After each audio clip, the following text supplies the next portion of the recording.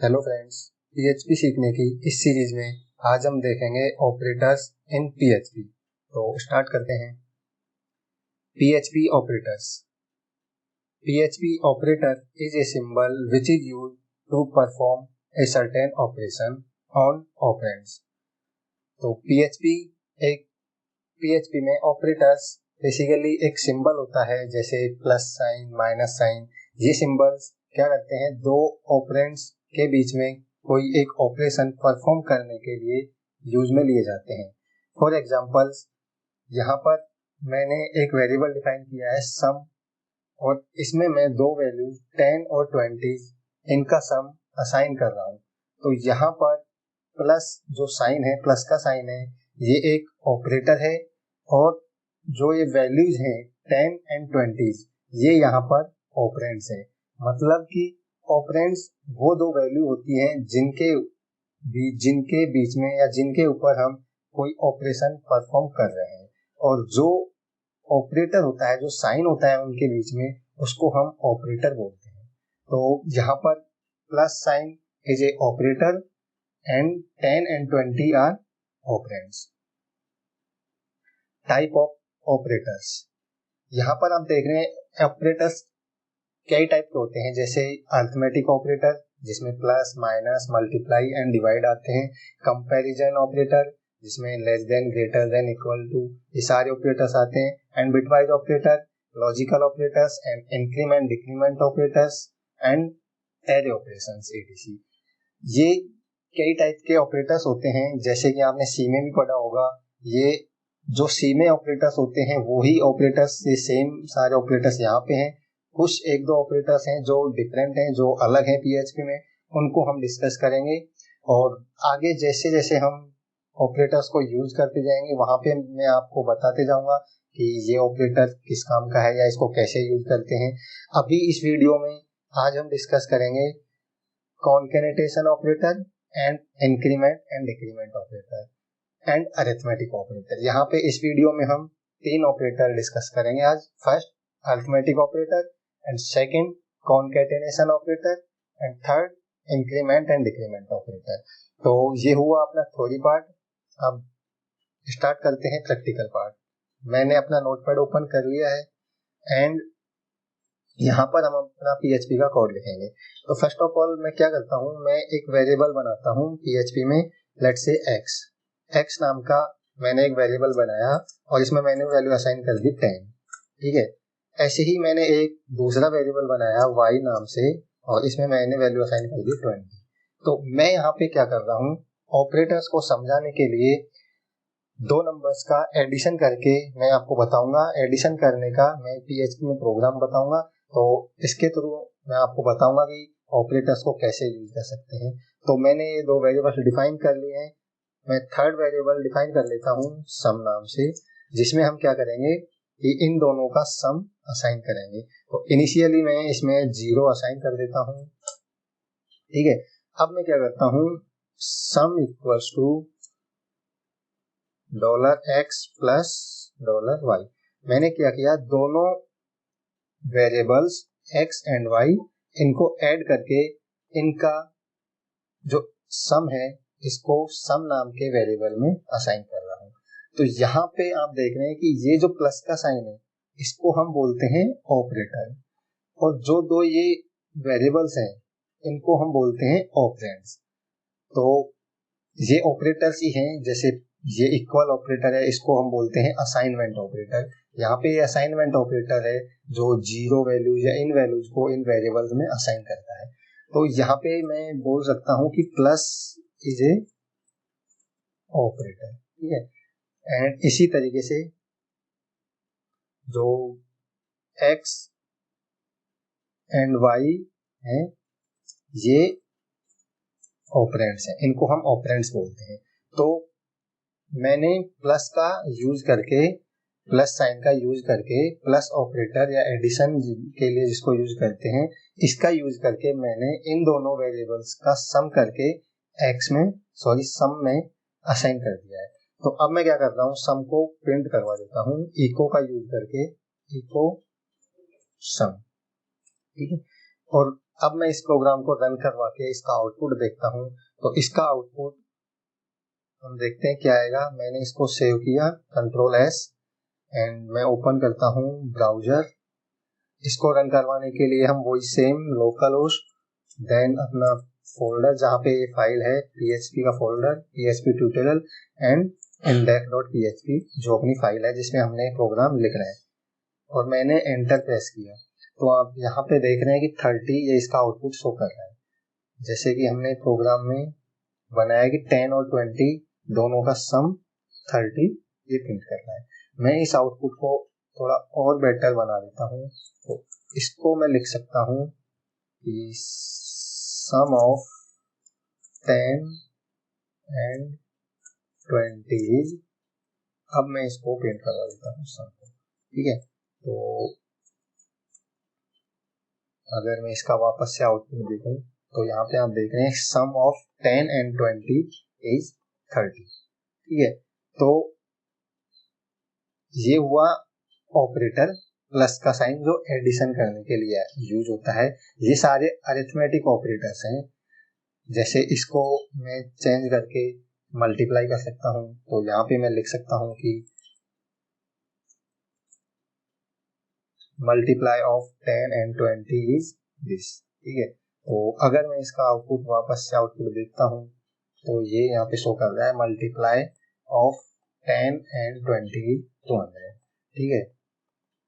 तो ये सारे होते हैं ऑपरेटर्स।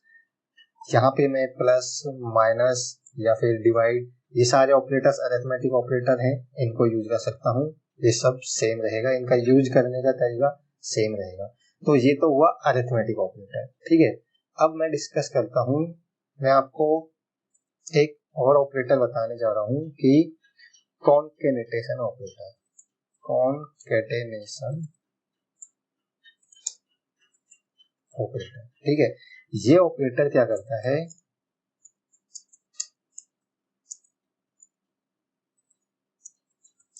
दो स्ट्रिंग्स को कंबाइन करने के लिए यूज में लिया जाता है। ये ऑपरेटर जिसको बोलते हैं कॉन्केटेनेशन ऑपरेटर, इसको हम डॉट साइन से इंडिकेट करते हैं, डॉट साइन से। ये क्या करता है कि दो स्ट्रिंग्स को कंबाइन करने के लिए काम में लिया जाता है। दो स्ट्रिंग्स को ऐड करता है या दो स्ट्रिंग को जोड़ता है, एक साथ कंबाइन करता है। तो इसका यूज हम देख लेते हैं। सबसे पहले मैं क्या करता हूँ कि एक वेरिएबल डिफाइन करता हूँ स्ट्रिंग नाम से, string1, और इसमें मैं लेट से असाइन कर देता हूँ वेलकम, ठीक है। ऐसे ही मैं एक दूसरा वेरिएबल डिफाइन करता हूँ string2 नाम से, और इसमें मैं असाइन कर देता हूँ लेट से वेलकम टू टेक-एडू, ठीक है, जो हमारे चैनल का नाम है। तो अब मैं क्या करता हूँ, मैंने दो वेरिएबल्स डिफाइन कर लिए हैं string1 एंड string2 नाम से। अब मैं क्या करता हूँ, इको का यूज करके अगर मैं string1 को प्रिंट करवाता हूँ, अभी मैं क्या कर रहा हूँ, सिर्फ string1 को प्रिंट करवा रहा हूँ, तो इसका आउटपुट क्या आना चाहिए, सिंपली वेलकम, ठीक है। तो देख लेते हैं इसका आउटपुट क्या आएगा। मैं इसको रिफ्रेश करता हूँ तो सॉरी इसमें कुछ मिस्टेक है,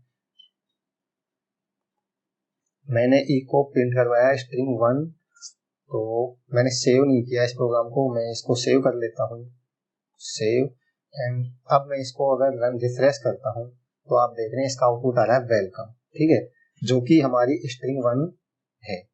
हमने अभी string1 को प्रिंट करवाया है तो ये वेलकम प्रिंट कर रहा है। ऐसे ही अगर मैं string2 को प्रिंट करवाऊंगा तो यहाँ पर ये string2 को प्रिंट कर देगा टू टेक-एडू, जो कि हमारी string2 है। अब मैं क्या करता हूँ, हमने अलग अलग इन दोनों स्ट्रिंग को प्रिंट करवाया है और आउटपुट देखा है। अब अगर इसका आउटपुट हम वेलकम टू टेक-एडू एक साथ एक सिंगल स्ट्रिंग में चाहते हैं या एक सिंगल स्ट्रिंग चाहते हैं वेलकम टू टेक-एडू, तो हमको क्या करना होगा, string1 एंड string2 इन दोनों को ऐड करना होगा या इन दोनों को कंबाइन करना होगा। जैसे ये string1 है एंड string2, हमें क्या करना होगा, इन दोनों स्ट्रिंग्स को, ये स्ट्रिंग 1 एंड ये स्ट्रिंग 2, इन दोनों को ऐड करना होगा या कंबाइन करना होगा। तो ऐसा करने के लिए हम डॉट ऑपरेटर यूज करते हैं, जो कि हमारा कॉनकैटेनेशन ऑपरेटर है, जो कि डॉट सिंबल से डिनोट करते हैं इसको। तो डॉट करने से क्या होता है, ये स्ट्रिंग 1 और स्ट्रिंग 2 दोनों को एक साथ ऐड कर देगा, दोनों को कंबाइन कर देगा। तो अगर मैं इसको सेव करके इसका आउटपुट देखता हूँ, तो इसको रिफ्रेश करता हूँ, तो आप यहाँ पे आउटपुट देख रहे हैं वेलकम टू टेक-एज, जो कि हमारी वेलकम ये फर्स्ट स्ट्रिंग है एंड टू टेक-एज ये सेकंड स्ट्रिंग है। अभी आप देख रहे हैं कि यहाँ पर कोई स्पेस नहीं दिया इसने, स्ट्रिंग 1 एंड स्ट्रिंग 2 के बीच में कोई स्पेस नहीं दिया है, डायरेक्ट इसने प्रिंट कर दिया है। तो हमें क्या करना है, इन दोनों स्ट्रिंग्स के बीच में एक स्पेस इंसर्ट करवाना है। अगर हम इन दोनों स्ट्रिंग्स के बीच में स्पेस इंसर्ट करवाना चाहते हैं, तो हमें इस स्पेस को भी यहाँ पर ऐड करना होगा इस ऑपरेटर की सहायता से, इस कॉनकैटेनेशन ऑपरेटर की सहायता से। स्पेस जो कि एक स्ट्रिंग ही होती है, ये एक स्ट्रिंग ही होती है, इसको हमें इस ऑपरेटर की सहायता से ऐड करना होगा। तो हमने क्या किया है, अब यहाँ पर स्ट्रिंग 1 एंड इस स्पेस स्ट्रिंग को इस ऑपरेटर की सहायता से ऐड किया है। ऐसे ही इस स्ट्रिंग स्पेस स्ट्रिंग को इस ऑपरेटर की सहायता से स्ट्रिंग 2 के साथ ऐड किया है। तो अब इसका आउटपुट क्या आना चाहिए, वेलकम। यहां पर पहले स्पेस नहीं आ रहा था, अब यहाँ पर स्पेस टू टेक-एज, यहाँ पर इसका आउटपुट अभी ये आना चाहिए, क्योंकि हमने यहाँ पर स्पेस को भी इंसर्ट कर दिया है, यहाँ पर हमने स्पेस को इंसर्ट कर दिया है। तो अगर मैं इसको सेव करके इसका आउटपुट देखूं, इसको मैं रिफ्रेश करूं, तो आप देख रहे हैं कि यहाँ पर स्पेस इंसर्ट हो चुका है, वेलकम टू टेक-एज। तो ये तो हुआ कॉनकैटेनेशन ऑपरेटर, जो कि स्ट्रिंग्स को ऐड करने के लिए यूज में लिया जाता है। अब मैं एक तीसरा ऑपरेटर बताने जा रहा हूं, जिसका नाम है increment decrement operator. Increment and decrement operators.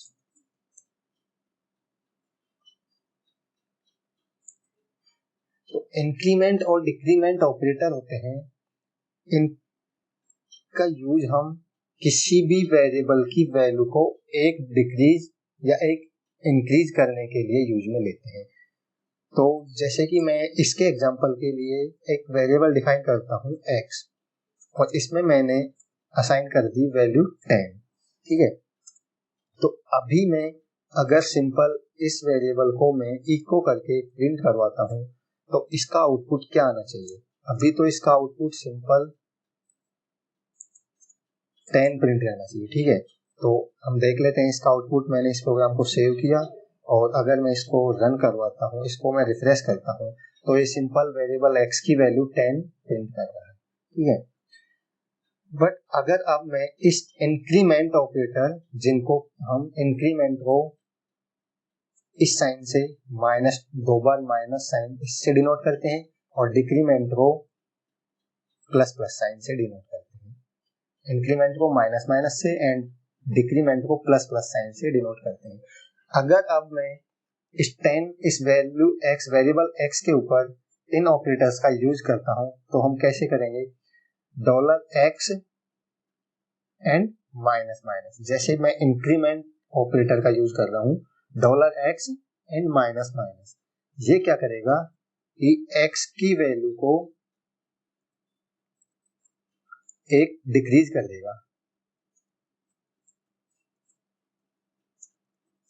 x की वैल्यू को एक डिक्रीज कर देगा।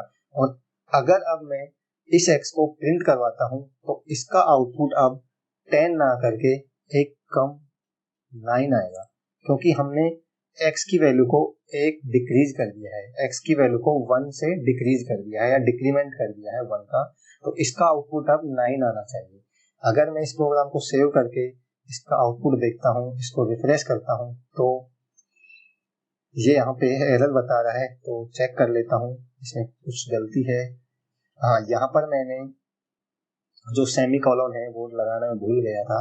अगर अब इसको मैं वापस से सेव करके इसका आउटपुट देखता हूँ, इसको रिफ्रेश करता हूँ, तो आप देख रहे हैं इसका आउटपुट 9 आ रहा है, जो कि x वैल्यू में एक डिक्रीमेंट करके है या एक डिक्रीमेंट करके प्रिंट कर रहा है।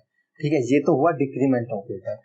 ऐसे ही मैं अगर इंक्रीमेंट ऑपरेटर यूज करता हूँ जो प्लस प्लस से डिनोट करते हैं, तो ये क्या करेगा, इस x में एक वैल्यू इंक्रीमेंट करके प्रिंट कर देगा। x की वैल्यू में एक वैल्यू या नंबर 1 या एक इंक्रीमेंट कर देगा इसमें। तो यहाँ पे हम लिख सकते हैं कि value of x is increase by 1। तो यहाँ पर अगर अब हम इस x को प्रिंट करवाएंगे तो इसका आउटपुट 9 ना आकर के 10 में 1 ऐड करके 11 आएगा। ठीक है, तो इसका आउटपुट मैं रिफ्रेश करके देख लेता हूँ, इसका आउटपुट आ रहा है 9। तो इस तरीके से हम इंक्रीमेंट और डिक्रीमेंट ऑपरेटर्स को यूज करते हैं। यहाँ पर इनकी कोई ऐसी लिमिट नहीं होती है, इसको हम चाहे कितनी बार भी यूज कर सकते हैं। जैसे कि अगर मैं चाहूँ कि इस इंक्रीमेंट, इस लाइन को, इस डिक्रीमेंट को मैं मल्टीपल टाइम्स यूज करना चाहूँ तो हम वो कर सकते हैं। इसको मैं कितनी भी टाइम यूज कर सकता हूँ, जितने टाइम्स या जितनी बार हम इसको यूज करेंगे वो इतने टाइम्स ही इस 10 में 1 इंक्रीमेंट कर देगा। तो जैसे हमने यहाँ पर 3 टाइम्स इसको यूज किया है, तो ये 10 में 1 1 1 3 टाइम्स ऐड कर देगा। तो इसका आउटपुट अब क्या आना चाहिए, इसका आउटपुट अब 13 आना चाहिए। ठीक है, तो इसका आउटपुट मैं देख लेता हूँ, इसको रिफ्रेश करके 13। ठीक है, ये इसका आउटपुट 13 शो कर रहा है। तो इस तरीके से हम इंक्रीमेंट डिक्रीमेंट ऑपरेटर्स को देखा है हमने कैसे यूज करते हैं। तो इस वीडियो में हमने क्या देखा है कि 3 ऑपरेटर्स देखे हैं। पहला अरिथमेटिक ऑपरेटर्स, दूसरा concatenation operator and third one is increment decrement operator. ये हमने देखा है कि कैसे इनका यूज करते हैं। तो अब नेक्स्ट वीडियो में हम देखेंगे इफ एल्स स्टेटमेंट। PHP में इफ एल्स स्टेटमेंट क्या होते हैं, ये हम नेक्स्ट वीडियो में डिस्कस करेंगे। तब तक के लिए आप प्रैक्टिस कीजिए एंड बाय।